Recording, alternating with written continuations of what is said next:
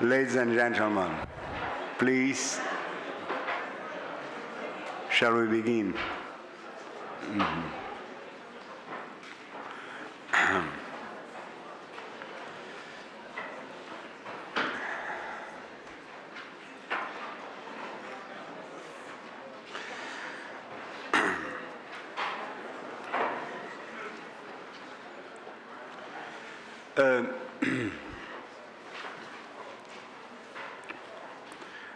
I was very pleased to listen to discussions held at this conference, the polemic between Professor Puligin and Professor Alexei, and testimony once again that what Leibniz once put in this way: he who interprets the thought interprets not only the enunciation, but even more the person who enunciates it, supplying what the latter said in an imperfect way. However, he supplies not according to his own thought, sentencia, but according to the thought of the speaker. An artist of last century, Arnold Schoenberg, illustrates these ideas in an extraordinary way. His opera, Moses and Aaron. His opera presents Moses and Aaron polemic about how to reproduce God's laws.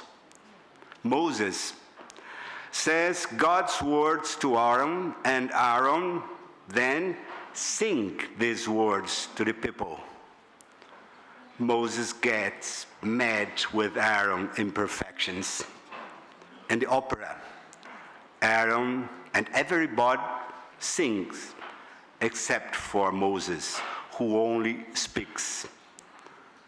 It illustrates a very insightful way the tension between sense and sensibility, the sentiment of justice, in the interpretation of law. Moses says, the people must understand the idea. They live solely for this. Aaron sings in disagreement. But no people understand but a fragment of the idea, of the image that expresses the inconceivable portion of thought. The inconceivable emotional dimension is just expressible by melody, sensibility. Why I'm talking you this? First, to point out to the irrational element present in spite of our efforts of rationalization of the legal phenomena. Second, to thank Jordi's and Juan Pon's invitation and warm friendship. And third, to introduce the talk by Brian Bix, who has been brilliantly struggling with the challenges posed by legal interpretation. Please. I'd like also to thank very much Jordi Ferrer for the invitation, the University of Girona, Matteo Pons, and all the other sponsors and organizers of this amazing gathering. I'd like to also pass on my respect and admiration to all of you. As has been pointed out before, we would never have a gathering of this size in the United States to talk about legal theory, and people would have gone home a long time ago. days and days ago. I thank you for the kind introduction and for the reminder that I represent the irrational element here today. What I do represent in this paper, this is a first take, a preliminary effort to come to grips with some different approaches to legal theory, different from my own, that I'm trying to understand and evaluate, because many of them are relatively recent, and I hope, with the help of your comments, to move forward on these ideas.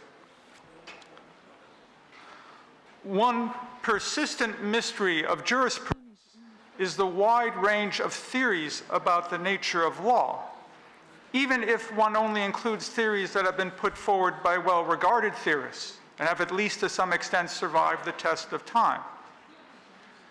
If we are all theorizing about the same subject, law, and one that is well known and mundane, not esoteric, why do the theories vary so much?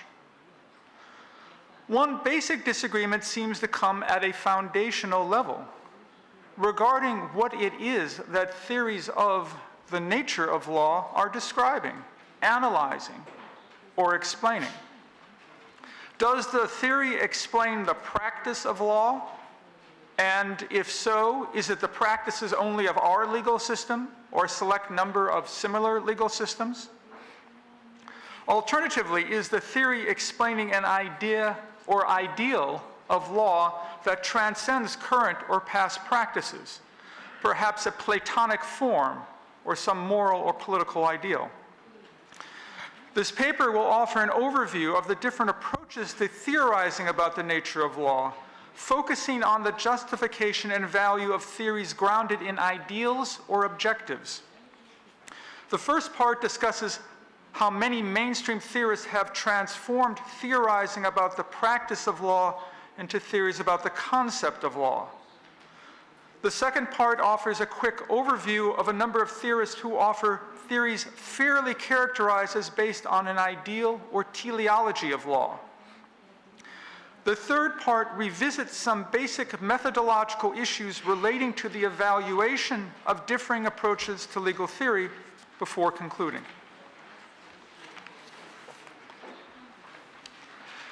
Jurisprudence articles, books, and courses often focus on, or at least begin with, what are described as theories of law.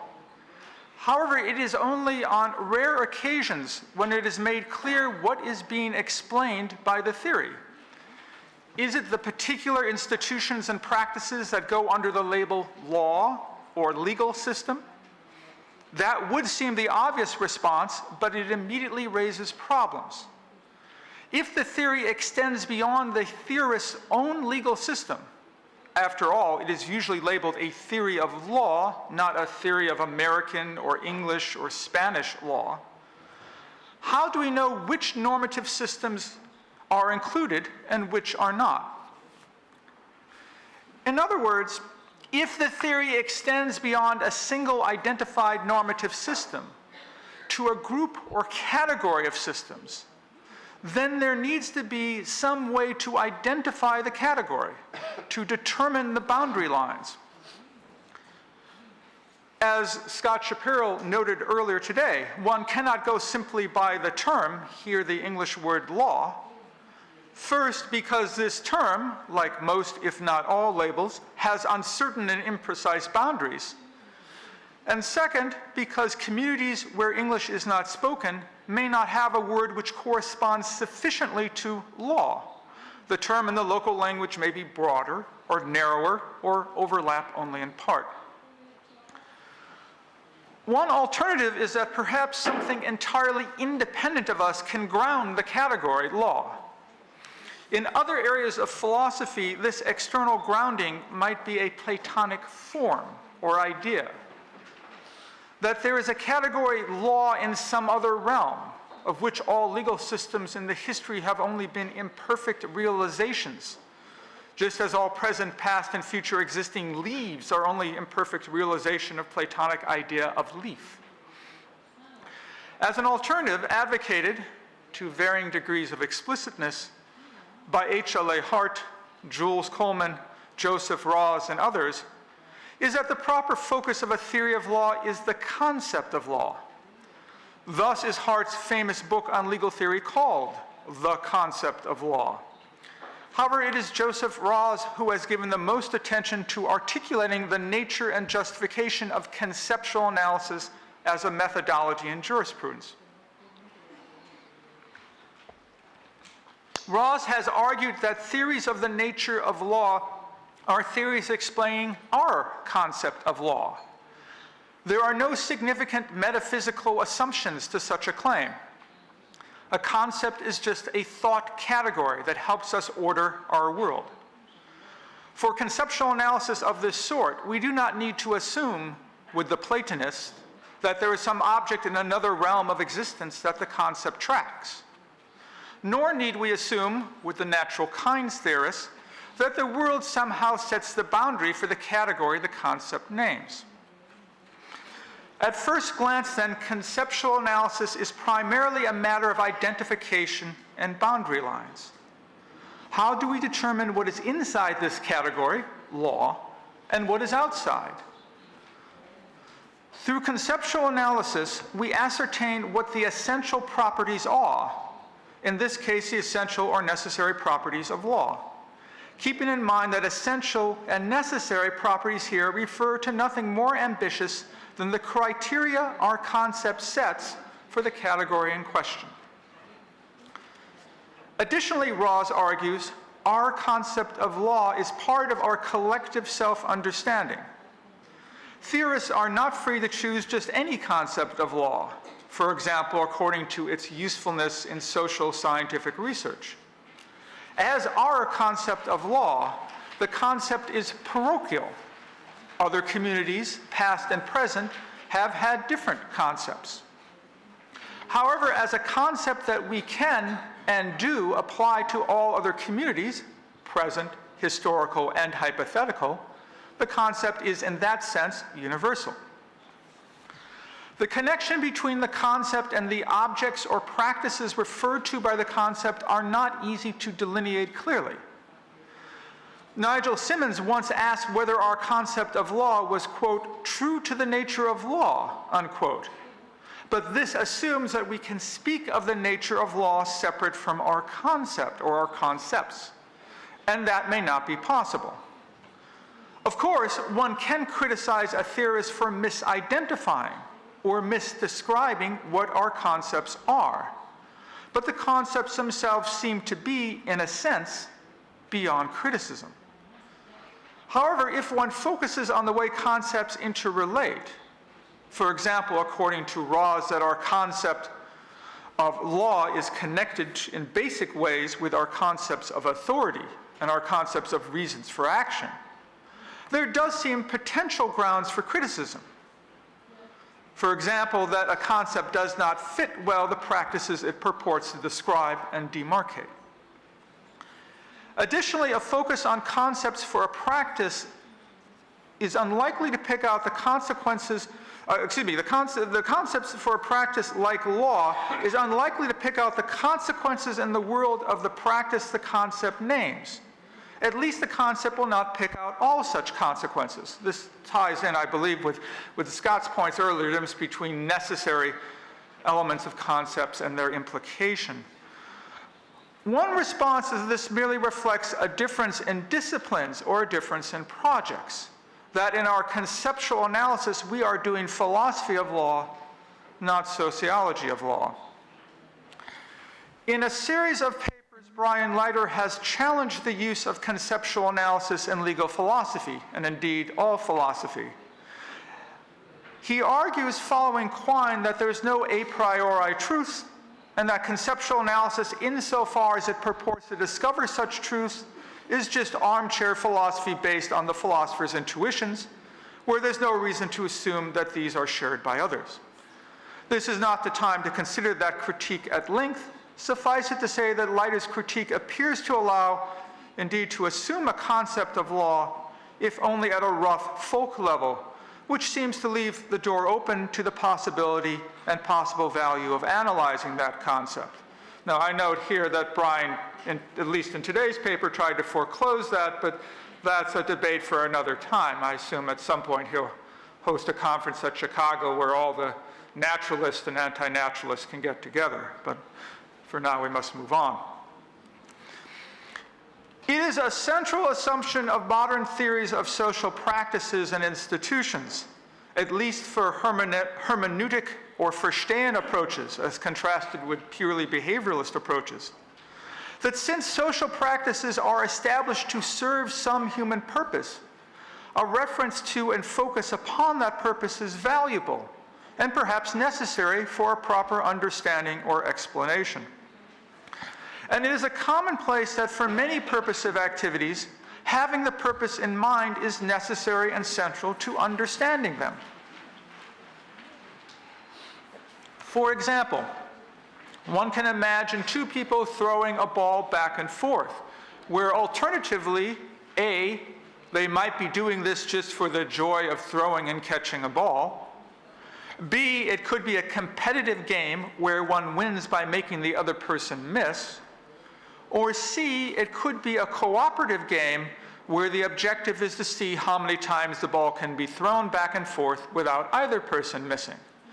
There is an obvious sense in which one cannot be said to understand, either fully or adequately, the activity one is watching if one does not know which of these three characterizations, which of these three purposes was correct. Perhaps then it is a natural step to believe that even complex social practices like law are best understood by focusing on the objective or objectives that they seek, or the ideals at which they aim. There are a number of prominent legal theorists who have built their legal theories on some variation of an ideal, a paradigm, or objective. And a brief overview follows of 6 prominent legal theorists that seem to partake of this approach to a greater or lesser extent. First, Nigel Simmons. Simmons argues for an archetype approach to legal theory. His arguments for this approach include the claim that such an approach allows theorists to account for the different and seemingly contrary uses of the term law. In particular, it allows the theory to account both for a value-neutral sense of law, in which legal rules can be used for both morally good and morally bad actions, and a value-laden sense such that significantly immoral rules do not warrant the label law. Additionally, Simmons argues the theory would allow an archetype theory would allow the theory to include laws of nature with positive laws within some broader theory of all laws. Simmons refers to the idea of law. By this he means the archetype against which systems are determined to be, however imperfectly, legal, and against which all systems are judged. For Simmons, this is necessarily a moral idea, for the practice of law pervasively involves its use in the justification of state coercion.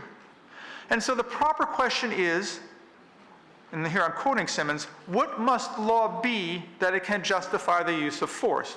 End of quote.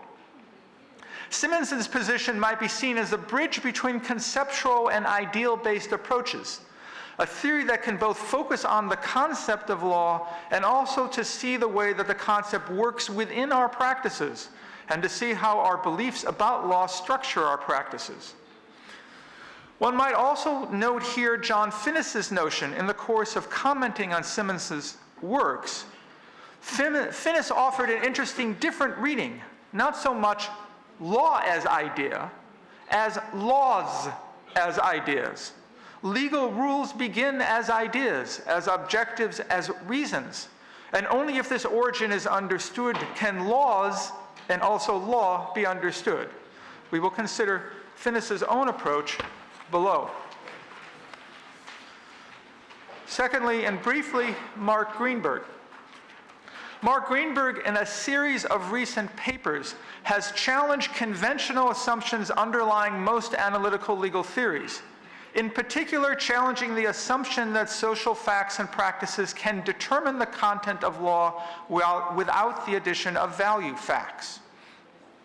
Along with this important critique, Mark Greenberg has also presented a positive view of law, in which it is in the nature of law that legal systems are, here I'm quoting, supposed to operate by arranging matters so that for every legal obligation, there is a moral obligation with the same content, end of quote.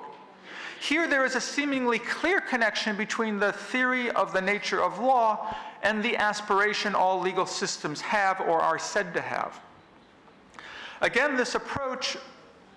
under this approach, law is best understood in terms of what it does when it is operating at its best, an event which may be rare to the point of never occurring, but it is still the objective towards which legal systems allegedly strive, and which the morally very best legal systems sometimes approximate. Thirdly, Robert Alexy. Alexy argues that to be legal, an individual norm or a system of norms must, quote, claim correctness, unquote, and that a legal system or legal norm that did not succeed at being correct or authoritative would be, for that reason, defective. This claim of correctness carries obvious parallels to Joseph Rawls's well-known claim that by its nature, law necessarily claims authoritative status. However, while Rawls takes this point as consistent with his exclusive legal positivist theory, Alexy believes that his version of the same claim requires an anti-positivist conclusion. I have argued elsewhere that Alexy's analysis confuses a general point about language and advocacy for something peculiar to or essential to law. If one is trying to sell, persuade, or encourage, one uses positive language. To not in some sense claim correctness in any context that calls for support or persuasion is at least initially paradoxical. There's a famous paradox from philosophy of language where one says, the cat is on the mat, but I do not believe it is. This is a point about language and rhetoric, not about law and morality. Alexy might respond that even if his correctness thesis is not distinctive to law, it is nonetheless essential to law. However, I am not sure that even this is supportable. What if a country were to say in its constitution or in some other official forum, we have no time for so-called justice. That is the talk of weak countries. Our nation is all about commercial efficiency and doing the best we can for the citizens of our great nation. Would a country's public dismissal of justice mean that its rule system would not warrant the label law? I, for one, am not convinced. Alexy might respond, surely a government or rule system that does not purport to be doing something, to be following some theory or purpose, cannot be characterized as legal. But this brings us back to the comparison with Rawls's idea of law's claim to legitimate authority, and the observation, Rawls's observation, that such a claim need not entail either any objectively grounded claim that the legal system in question has succeeded at being a legitimate authority, or any conclusion that the system is legally or conceptually defective, as opposed to being, say, morally defective, if it fails under some objective test of correctness. What is the basis of the grounds of Alexy's conceptual judgments and for his analytical claims? The basic analysis seems to be an inquiry on when and whether an ascription of legal status or legal character would seem absurd or contradictory, an inquiry in which reasonable commentators could, and likely would and likely have, differed. Fourthly, Lon Fuller. Lon Fuller is an American theorist who wrote in the middle decades of the 20th century. He was best known among legal theorists for his procedural natural law theory, built around what he called the internal morality of law. Fuller's internal morality consisted of 8 principles of legality, a list that is a mixture between what others call the rule of law or procedural justice and basic advice for effective lawmaking. Sometimes Fuller described the 8 principles as minimal criteria a system must meet to be a legal system. At other times, he wrote of different systems being legal to different degrees, and that some of his 8 principles, like the one regarding avoiding retroactivity, are more an ideal to be sought than a standard that's likely to be met. At times, he wrote of how law should be understood in terms of the tension between order and good order. Fuller's theory partakes of an ideal theory in the way he ties the existence of law to meeting, or at least aspiring to meet, requirements of procedural justice, even if, as Fuller himself concedes, this can be consistent with significant substantial injustice. Fifthly, Ronald Dworkin. Within Dworkin's interpretive approach, the relationship between theory of law and ideal of law is arguably unique. While most analytical legal theorists would insist on a sharp division between a theory of the nature of law and a theory of how to resolve particular disputes within the legal system, for Dworkin there is no such division. And the ultimate purpose of law plays a role in resolving particular legal questions. Dworkin's theory occupies an important intermediate role for the purposes of this paper. According to Dworkin, the proper approach to understanding law and other social practices is constructive interpretation, involving the making of an object of interpretation the best it can be of its genre. This connection with ideal-focused theories of law is thus indirect. One objection sometimes raised against Dworkin's approach is that it sees law through rose-colored glasses, rather than seeing law as it is. His response was basically that there is no law as it really is, separate from interpretation. The pre-interpretive data are merely isolated decisions of officials that require form to be imposed upon them to have any useful sense. And interpretation must be responsive to the point of the practice. Lawyers and judges know that claims about what the law is inevitably involve some amount of interpretation from the data points of statutes, judicial decisions, and the like. It is rare to have a case whose facts fit perfectly within the language of some statute or recent court decision. And even when one has an authoritative legal text that appears to be directly on point, one must still consider the possibility that there are other legal norms that might require the case or the statute to be read differently from the apparent clear meaning. Under Dworkin's analysis, all claims about what the law requires are thus interpretations of past actions by state officials, constructive interpretations sensitive to the purpose of the practice.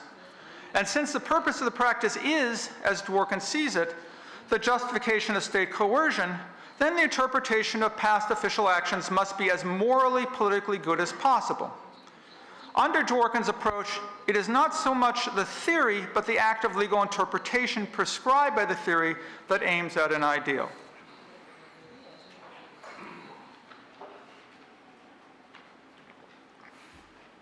Finnis. John Finnis is the foremost theorist of our time applying the natural law approach to law and legal theory. In an early chapter of his book, Natural Law and Natural Rights, Finnis cites with approval an Aristotelian approach to definition and explanation, in which social practices like friendship are given a focal meaning, which describes the central case of the practice. Arguing that this is also the best approach to theorizing about law, Finnis contrasts the approach of Hans Kelsen, which Finnis characterizes as seeking, and here I'm quoting, the lowest common denominator, unquote, of all instances of law, seeking those characteristics that are present in all instances of law or legal systems. There is a second sense in which Finnis's view is relevant to discussion of legal theories focused on ideals, teleologies, or paradigms. Excuse me. Finnis, in a number of his works, discusses the way that reasons should be understood in terms of good reason, and views of practical reasoning only from the perspective of one who is most practically reasonable. Finnis writes, and here is a long quote from him, where the subject matter of the projective, descriptive, general account is some practice or institution devised by more or less adequate exercises of reason and addressed to the rational deliberation of individuals and groups. There will normally be no good reason not to prioritize those forms of the practice or institution which are more rational, more reasonable, more responsive to reasons than other forms of the same or analogous practices and institutions. The standard for assessing reasonableness for this theoretical purpose is, in the last analysis, the set of criteria of reasonableness that the descriptive theorist would use in dealing with similar practical issues in his or her own life. End of quote. For Finnis, the central case of law is a system which makes more determinate general moral obligations, solves coordination problems, helps citizens to achieve moral goods and the common good, and in these and other ways adds to our moral reasons for action. He has argued that the theory of law must be true to the objectives of the practices, the good or goods being sought through the practice, and the evil the participants hope to avoid through it. On to the third section. Law has multiple aspects, which are sufficiently different that this may explain the difficulty, indeed perhaps the impossibility, of any single theory capturing law adequately. The corollary is that a number of quite distinct approaches manage simultaneously, each to give insight into a part of the law, even if not the whole. Each, in a sense, does talk past the others, so that no real engagement in debate occurs amongst competing theories. John Finnis has written of law's double life, that law is both the history of past political actions and the use of those past political actions supplemented by other considerations in resolving disputes. Law in the first of these two senses is primarily descriptive or historical. Law in the second sense is primarily prescriptive. In other writings, Finnis described his approach as asking not, what is law, but rather, why is law? And I think this captures a similar contrast of aspects, while also highlighting the teleological aspects of Finnis's own theory. What is law is the descriptive side, focusing on a particular sort of process or institutional structure. Why is law, for Finnis, shows the way in which creating a legal system, and a certain kind of legal system, responds not just to a moral ideal, but in certain instances to moral requirements or prudential needs. A third overlapping way of seeing the same sort of contrast is the difference between seeing law as essentially a kind of social institution and seeing law primarily as a form of practical reasoning. I think this may echo Jules Coleman's discussion earlier about whether you contrast law as being primarily connected to social practices or primarily connected to moral reasoning, though it's a somewhat different distinction. That law can be shown to have both aspects, a sort of wave and particle duality, may go a long way to explaining why theories as different as legal positivism and natural law theory can both appear to capture basic truths about law.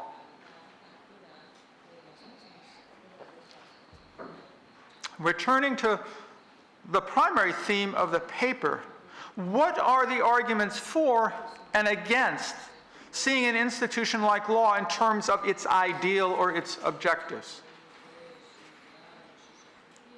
One ground for such an approach goes to a basic point at the heart of modern hermeneutic-style social theories.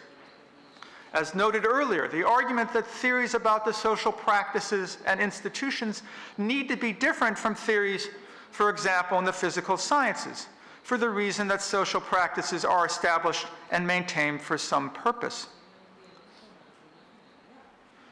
It is then a seemingly short and easy step to say that theories of a purposive enterprise should focus on that purpose, including or especially when the purpose is an ideal towards which the practice is striving.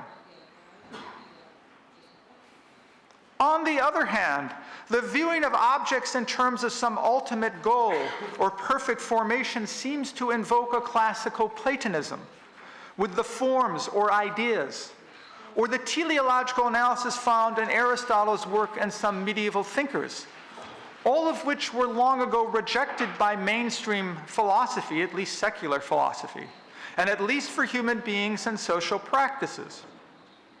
Even a more modest purposive analysis would need to consider the objection that law serves many purposes, none of which could be said to define law. Indeed, as I note in a footnote, Michael Moore took on the project at one point of trying to offer a natural law-like functional kind of analysis of law, but in the end rejected the notion, or at least gave it up temporarily, believing that there was no single definitive purpose to law. In the classical and medieval works in the Western tradition, from Plato to Aristotle to Aquinas, it is most common to see law considered as a subtopic of a more general discussion of political theory or of moral theory or even of theology, a tradition that continues through most of the great European Enlightenment thinkers as well. Arguably, it is only with John Austin in the 19th century and comparable figures in the continental Europe that there is a strong push to refer to a study, a science of law, consciously separated from political and moral prescription. There is a sense in which the approaches to law, like those of Nigel Simmons and, to a less clear extent, John Finnis, seek to return theories of law to being segments of larger theories of politics or morality. And Simmons is explicit on this point, and here I'm quoting. This book, that is Law as a Moral Idea, is an effort to push jurisprudence back towards those more unified models of inquiry that preceded the so-called analytical jurisprudence as a distinct enterprise. End of quote.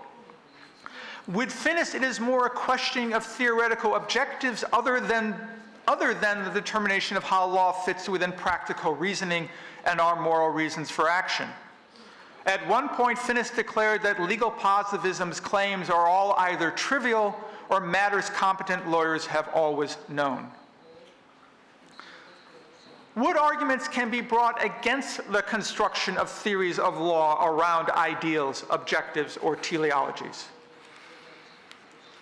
One standard objection is that while references to objectives and ideals are worthy of investigation, they are extraneous to determining the nature of the object or practice. As John Austin put it almost 200 years ago, law as it is needs to be separated from law as it ought to be. However, this sort of response, without more, simply begs the question. If the true nature of law is best understood relative to an ideal or an objective, then one cannot separate law as it is from law as it ought to be. There is also an intuitive sense that an object, entity, practice, or process can and should be understood separately from the standard by which it is evaluated. The definition of human being is rarely thought to take in all of morality, or even all of the particularly apt types of moral thinking like virtue ethics, built around a view of ultimate human flourishing, or the types of natural law theory grounded on a view of human beings placed in some divine plan.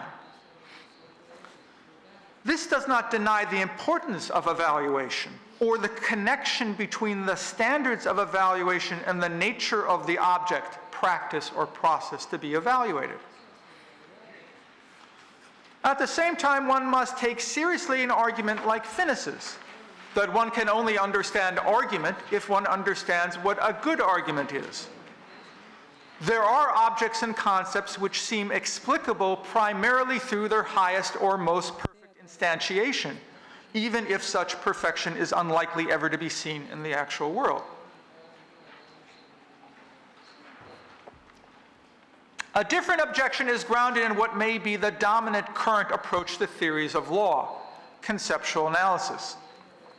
If what we are investigating is, as a growing number of theorists, though not all, claim, if what we're investigating is our concept of law, the category within our society's interconnected collection of concepts that sets the dividing line between law and not law, what reason is there to suppose that the concept will pick out the best or most developed version of a legal system? To the contrary, it would seem like the criteria of our concept would be much more likely to do exactly what John Finnis, criticizing Hans Kelsen, denied. It would pick out the lowest common denominator, that which is true of all legal systems, by definition, as it were. Finnis's response is that a concept of a practice like law would apply focally to the fullest instance of the practice and non-focally to secondary, marginal, or defective instantiations. Part of the question is how broad of a subcategory is the central or focal case, and how narrow is the exceptional or residual category of marginal or defective cases. For Finnis, the focal case of law is a form that approaches an ideal, legal systems which practically reasonable people would judge in a practically reasonable way to be creating new moral obligations through the promulgation of positive law. In response, one might agree that concepts do, and therefore theories should, refer to central cases. But by that mean the large range of the average and the near average, excluding only the rare instances of extremes of different kinds. In the case of law, the central cases would arguably be the large range in the statistical middle of instances, likely including many forms of legal systems that frequently fall far short of what the moral, that is, practically reasonable citizens would want from their legal system. A separate point, of course, is that the range and operation of our concepts is, in principle, both contingent and a matter open to investigation. In the end of the previous paragraph, I made my own armchair speculation regarding our concept of law, but perhaps a more careful investigation should be made. H.L.A. Hart reminds us that there is a need and a value to theories whose purpose is the description and analysis of a particular kind of social practice. Additionally, there is also the reasonable fear, expressed by a wide range of theorists ranging from Hart to Fred Schauer to Peter Gable, that theories too tied to ideals will lead to the legitimation of unjust practices. By way of conclusion, at the most basic levels of legal philosophy, there is a pervasive disagreement. Is there some truth about the nature of law, or can we choose the theory of law which best suits our purposes or which has the best consequences? And are our theories about law at their most basic about concepts, practices, or reasons? Are they most essentially descriptions of criteria of an existing concepts, constructions of the most useful concept, or discovery of an ideal or a paradigm? While this paper does not attempt finally to resolve these questions, it attempts to canvass the factors that must be considered in selecting among the alternatives. There are various purposes that theories about the nature of law can and do serve. Conceptual analysis identifies the necessary terms of our concept law, setting its boundary lines. To the extent that the concept is, as Rawls argues, part of our collective self-understanding, theories of the nature of law may also allow us to understand law better by seeing the internal connections among our concepts. Even a fairly broad and general concept will set up a distinction between conventional cases and marginal or degenerate cases. One could also present a narrower concept that picks out the highest or morally best version of some practice. This narrower or best or paradigm concept certainly would be central to a prescriptive theory. However, the case for a paradigm case theories entirely supplanting an analytical or descriptive theory have arguably not yet been made out. While theories that disclose necessary and sufficient conditions and the connections amongst our concepts go some distance towards explaining the object or practice that the concept names, one might argue that there is plenty of explanation left to do and a role for different sorts of theory. Some of these supplementary theories will come from other disciplines, like sociology, anthropology, and history. Others may come from within philosophy, including its sub-branches of moral and political theory. Some of the ideal theories can indeed be seen as bringing legal theory back to its roots as subordinate to a broader political, moral, or even theological system, as contrasted with theories that focus on law alone, whether one characterizes such a theory as scientific, social scientific, or the like. Even if an ideal makes sense of a practice in a way that one might otherwise miss, one might still argue that a theory that focuses analytically or descriptively without recourse to ideals has independent value and significance. Perhaps the difference between central cases and ideal cases of friendship and one's concept of, or theory of law is that in the case of law, highly imperfect and significantly non-ideal instances numerically predominate. Some might argue that fully just legal systems are in fact never seen. One need not deny that law aspires to an ideal. It is perhaps sufficient to note that law aspires to many ideals, and that this can be seen in the theories of law themselves. Thus, while Ronald Dworkin argues or assumes that law is primarily about justifying state coercion, other theorists argue that it's primarily about guiding behavior.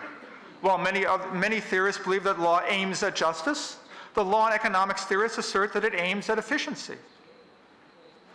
There is a multiplicity of both purposes and aspects within law. Law as reason and law as social theory, and law as historical record of official actions as guide for decision making. This multiplicity that may explain why quite different theories each seem to capture basic truths about law, and why we might never find the one right or best theory. Thank you.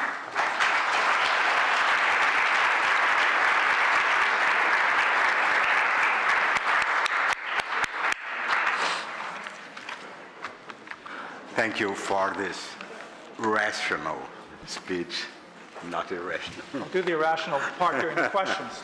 Okay. Yes, please. So, Brian, you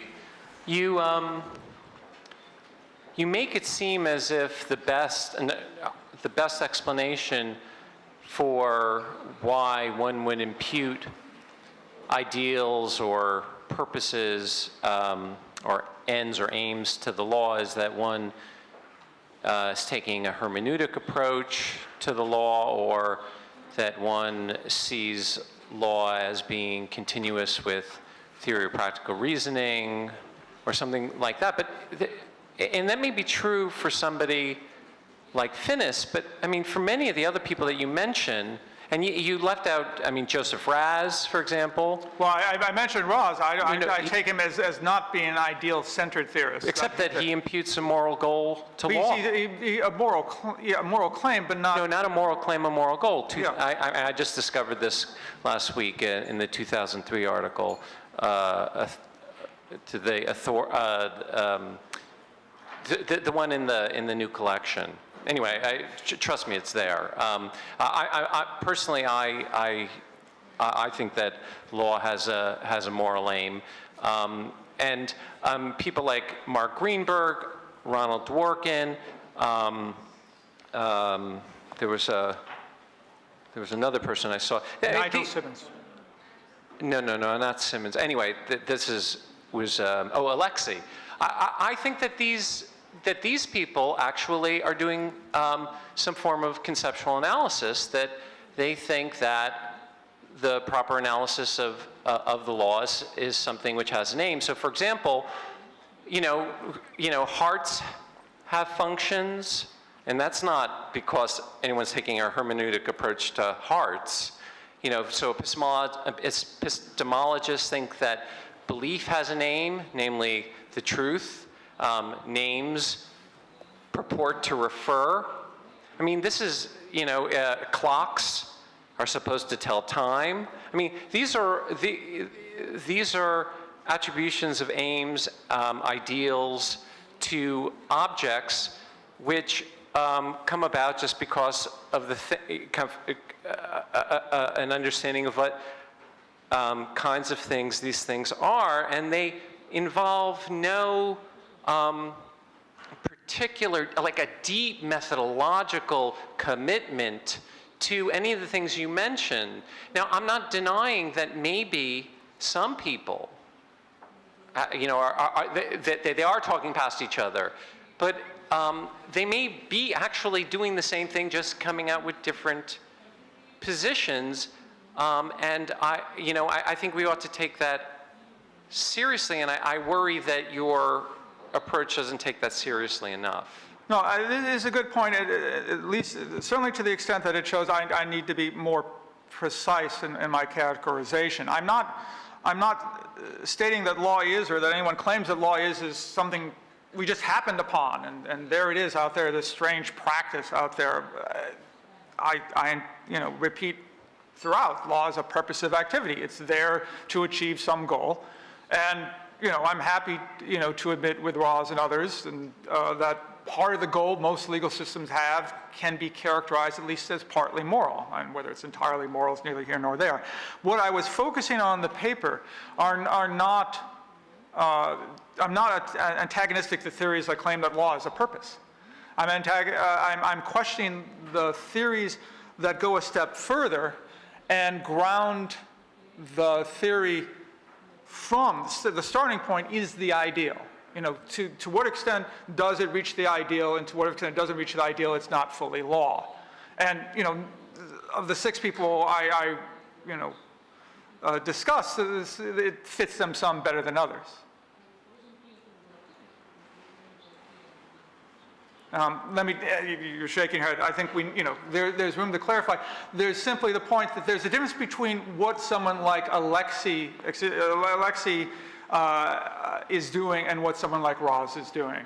The difference between the grounding on the ideal and the extent to which the ideal is met, and grounding on various other aspects of the concept, including perhaps the attempt to reach the ideal, but without any attempt to say that the failure to reach the ideal makes it a lesser or defective form.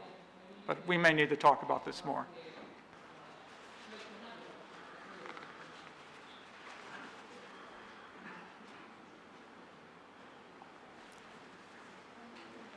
And now to the dinner. Well, There's first, hand. okay, There's no more questions? No, there's one. Yes, there, please.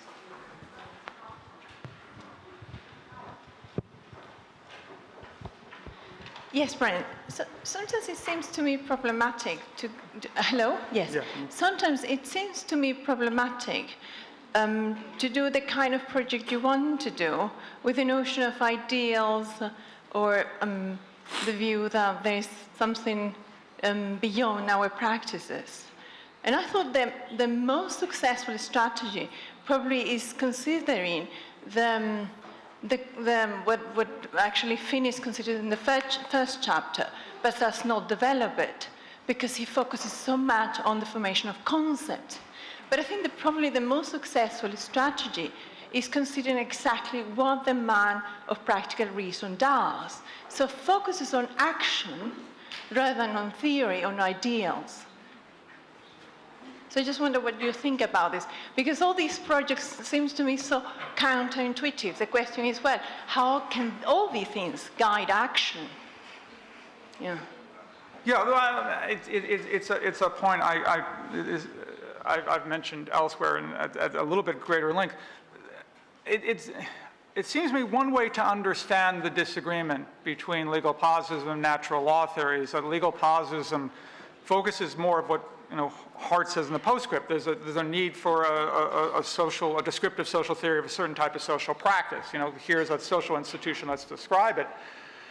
While the natural law theorists focus more, as you point on practical reasoning.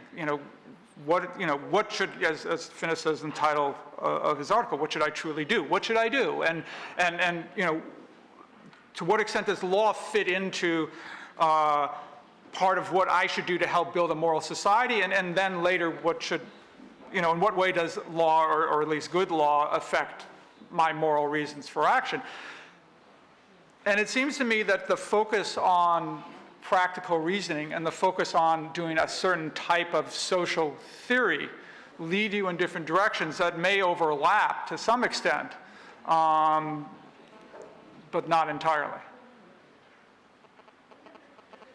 I can't Yes, and probably more unpacking the concept of practical reason. People talk about practical reason, but there's no an unpacking of the concept. So how would you unpack, practical reasoning, But in terms most of people... intentional action, what intentional action is, there are two big theories of intentional action. One, the more Davidson type, that presupposes that intention is a mental state, and another one that conceives the intention not as a mental state, but as the will linked to an object, to a goal. So Moore started with a much more modest project rather than, And how would this aim of law that aims morality. And I don't know, people, people cannot grasp that. And I think it has difficulties, I think. Okay, well, you'll have to explain to me further in person or by email how the different understandings of practical reasoning lead to different theories of law, but it's not immediately clear to me this late in the day after lunch.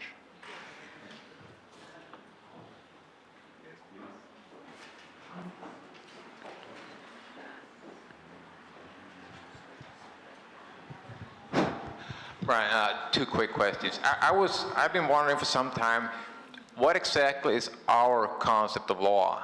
Who are we? Is that the people in the Western world, or what is it? Second is, how do you see the relation between, the concept and the nature of law? Is it the problem, what we should, I take it you're suggesting that we should, in our inquiries into the nature of law, analyze the concept of law. Do you have anything to say about, the relation between the concept and nature of law? Small topics.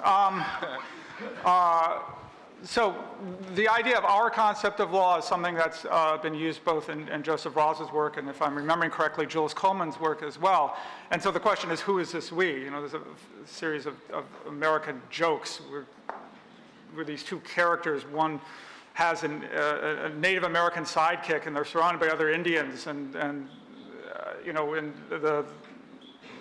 the Lone Ranger says, what should we do, Tonto? And Tonto says, what's this we, Kimosabe? We would have to be whoever it is who shares the series of concepts. Now, the question, it's a good question for this conference, and was brought up partly in Scott's paper, is the American understanding of law in the early 21st century the same as that in Sweden or in Spain, or in Nairobi, and how is it the same as it was, 50 years ago? And in principle, part of the theory of the concept of law would have to, once you delimit it, it would be open for someone to say, well, that's not my concept of law. And Rawls himself leaves open the possibility, a little frustratingly, as to whether a given community might have more than one concept of law, in which case you're left with Stephen Perry's question of how do you choose amongst concepts of law other than through moral evaluation. The question about the connection of concept and nature of law is one Scott got into, and I don't think my point will be much different than his, which is the concept in part is the limits. Why do we call something law and why do we call something else not law? Now, the nature of law will be partly that, but partly something further, what I think Scott called as the implications, or sometimes he called the essentials, is that given that law has these characteristics, certain things may follow. Now, the certain things that follow are not, in the narrowest sense, part of the concept of law, but they could be part of a philosophical investigation that follow from the attributes of law. Yes.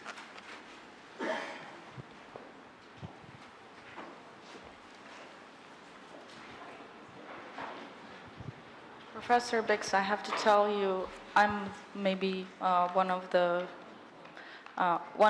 who really appreciate the kind of endeavor that you're doing. I think that this kind of... Good to have one fan. Yeah. Yeah, well, you and my mother, so. This kind of synthesis, and I think you're giving the bigger picture, and that could help us not, get out of our petty disagreements about some conceptual issues or, just unproductive kind of disagreements. I'm going to continue the discussion that you were just following. Let's imagine that every community will, legal theorists from all around the world, we're going to meet in 10 years in Girona, and we're each going to present our concept of law. And let's say that we might have, perhaps representatives of civil systems will have minor disagreements, but they will, reach a compromise, would get to a more general form, etc. But what do you think it's going to happen in the end? Do you think we're going to start talking past each other? Do you think we're going to be able to reach a final agreement on the universal or oral world's concept of law? And in that sense, then the issue of ideals and of the purpose of the law, perhaps we will disagree less on the purposes of the law and more on the concept of law, of what law is. Thank you, especially for the kind words at the beginning. A few things. One is, one drawback, definite drawback, and I've written this before, one definite drawback to this Rawlsian our concept of law that I have largely bought into is one thing it definitely does not explain. One thing it definitely does not explain is if this is a fair characterization or interpretation of what we do, and I think most of the time it is, it doesn't explain why people get such heated views and so upset. No, you're wrong. The concept of law isn't this. The law isn't this. It's that. If it's just about our concept, well, maybe you're right. One wants to be right about everything, but I'm wrong about the concept. Okay, that's who cares? It's not the worst thing in the world. So, whether there is something more at stake, certainly people act as if there's something more at stake. So when people would all get together in 10 years and to bring their own concepts of law, one response is, that's interesting. It's interesting that, your concept of law and includes this, but mine doesn't. It could be just an interesting sociological, anthropological gathering. But one thing Rawls notes is he says, concept of law is not some Platonic idea. It's contingent, it's parochial. It changes over time. Going back to Torben's question, our concept of law is likely different than the concept of law in our same community 50, 100, 200 years ago. And another thing Rawls says is one thing that can change it, he doesn't emphasize this, is having the wrong theory of law. If you publicly proclaim the wrong theory, that could affect what your concept actually is. So even though Rawls himself doesn't believe that concepts are something we should produce or modify for the best social consequences, the intended or unintended consequences of this discussion might be that it might have the effect of changing our concept over time. Now, this gets into a different question. This gets into the Fred Schauer, Liam Murphy territory where, concepts of law are something we should try to change, we should try to affect to have the best consequences. I'm not sure what consequences. This is a large gathering, but even if all of us left this room, with Jules Coleman's new approach to the concept of law, I'm not sure how much effect in the real world it would have or should have. I mean, we're just legal theorists. And even the ones that get appointed to the Seventh Circuit, don't have that much. Richard Posner and Frank Easterbrook are judges now. And they do a lot of damage, but generally not through their theories of law. So I'm not, I think it would be an interesting discussion. I'm not sure it would have further consequences. Yes, please. Thank you for your paper. It's a short question. If the law is something like a functional kind, then something like a natural kind? a functional kind, Okay. then we have the problems of definition of a delimitation of function objects. For instance, is an elevator an elevator out of order? Is a pen which doesn't write? Is a chair a broken chair? I think so, yes. And if the answer is yes, the law is law, even it is not a central case of law, it's an unjust law, I don't know. No? What do you think about? Yeah, well, this picks up aspects of John Finnis's work, Mark Murphy's work, to some extent Lon Fuller. It may not make that big of a difference if, Finnis says this is law in its, the central case or its, fullest form, and the other things are law too, but they're law in some, lesser sense or some defective sense. Is that different from saying law is law, whether it's, the differences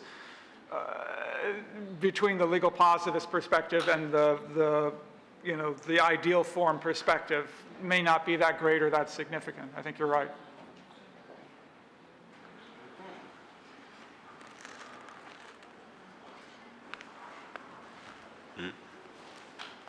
Well, before you leave, I must inform you that there will be 2 buses at 8:00 p.m., one in Plaza Catalunya and the other one in the Hotel AC, departing to the Dali Museum and the closing supper.